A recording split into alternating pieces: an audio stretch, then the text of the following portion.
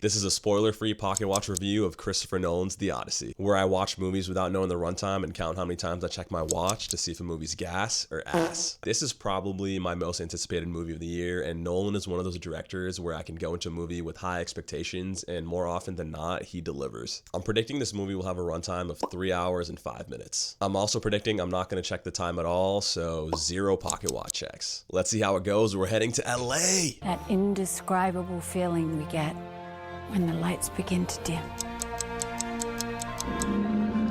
And we go somewhere we've never been before. My predicted runtime of 3 hours, 5 minutes was wrong. It actually ended up being 2 hours and 52 minutes. I predicted I wouldn't check the time at all during this movie. I was right. There were 0 pocket watch checks. I didn't feel the runtime at all. Those 3 hours flew by, and it was essentially set piece after set piece by nature because, you know, the source material is the Odyssey. Ludwig's score also did a great job of carrying the movie and building it up, especially in that final act. And it's not as flashy as the Sinner score or Oppenheimer, but it's just as effective, if not even more so. Recreating instruments from that ancient Greek era and still doing what he did, he might be getting that Oscar again. And the visuals were breathtaking. Pretty much all the shots blew me away and had me questioning how they filmed it in the first place. The fact that this whole movie was shot in IMAX should be enough to convince you to watch this on the biggest screen possible. I think Nolan does a great job of incorporating the magical, mythical elements from the poem and invoking that feeling of childlike wonder while still balancing it with the feeling of being grounded in reality. And it's because he's so universally appealing that he gets the fanboy culture of film bros, which I may or may not be a part of. But I can accept that this movie wasn't perfect. I think the main issues that I had were with the accents and the dialogue in general. Unlike most people though, I've come to accept him using dad and daddy in the dialogue. I know people wouldn't have said dad or daddy in ancient Greece, but they probably wouldn't have said father either, and Tom Holland mentions this in a recent interview that he did. So for me, I can actually look past that issue. But what was weird for me is that we didn't have actors speaking in their natural accents, so sometimes that did take me out of the scene. But I guess Tom Holland needed an American accent to pair with Odysseus' Bostonian accent. Let's go!